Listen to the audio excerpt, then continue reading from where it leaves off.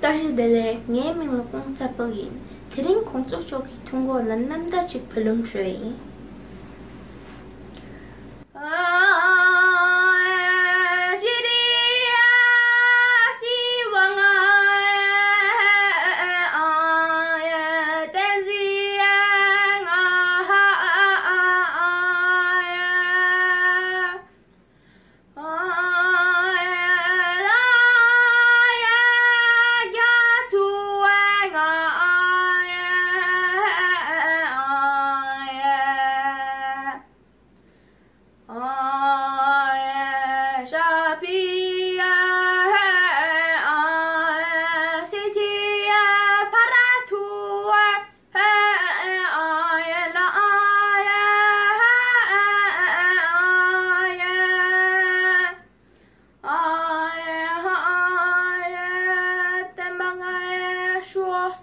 Good to know.